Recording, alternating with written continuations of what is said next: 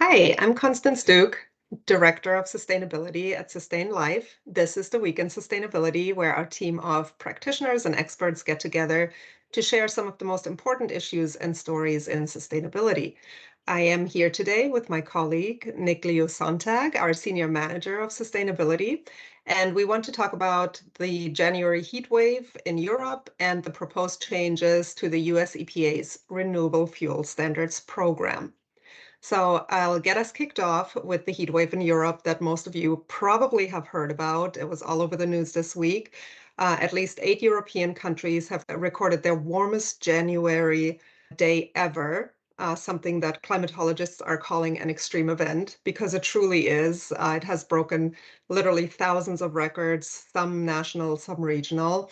They're seeing temperatures that we would usually see in late spring, even in summer. So, for example, we had 19 degrees Celsius, which is 66 degrees Fahrenheit in Poland.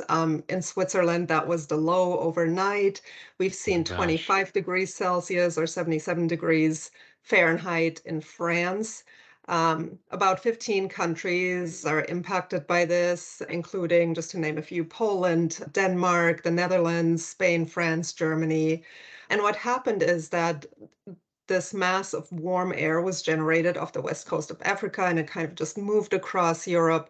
Plus, we saw a really unusually warm sea surface. But even both of these events don't fully explain the staggering temperatures, which is a really good reminder that when we talk about climate change, there are phenomena, variables, feedback loops that kind of amplify climate events, but aren't fully understood, aren't always captured in models. Um, and so that's why sometimes we just see things worse than predicted. So why does this matter, these crazy temperatures that we're seeing? So one important impact is that snowpack is melting really early on, which will result in lower freshwater levels later in the year.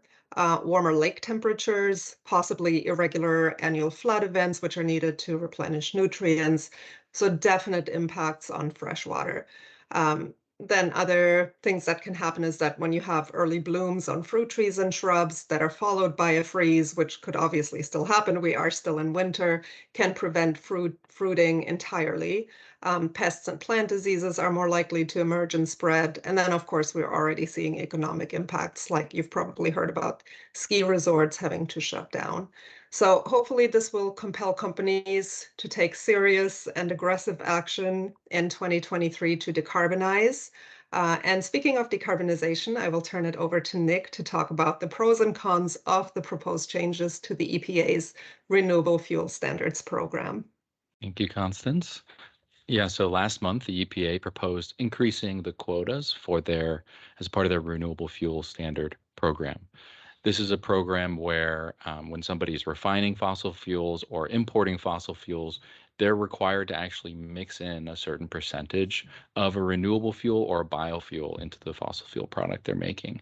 This is why when you go to the gas pump and you just get regular gasoline, you're actually getting a product that has 5 to 10% corn ethanol blended into it. It's a direct result of this program.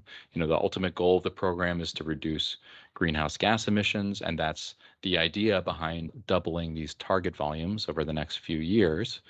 But it's actually sparked some controversy, and part of that is because biofuels and renewable fuels are not necessarily a great solution to climate change.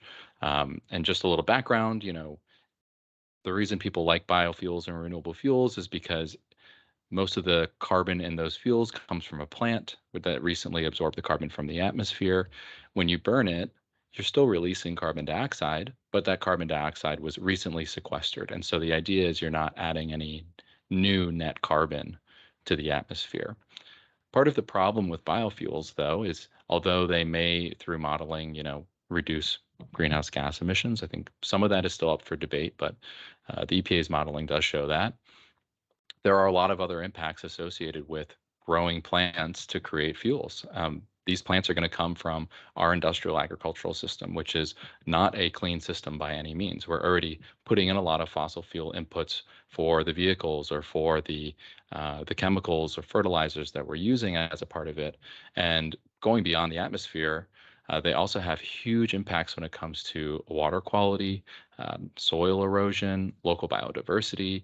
We have a whole toxic a dead zone in the Gulf of Mexico because that's where the Mississippi empties all of those chemicals that are used in our industrial agricultural system. So environmentalists are not a huge fan of this increase.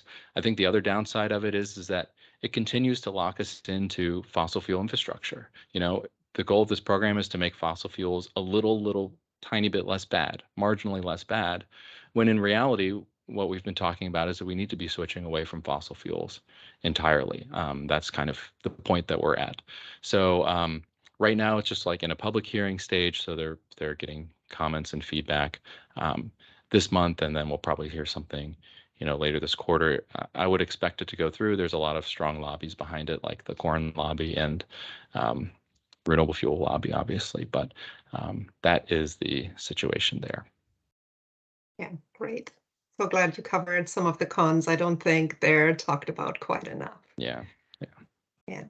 Well, thanks everybody for joining us today, and we will see you next week for more stories in sustainability. Until then, take care. Bye, folks.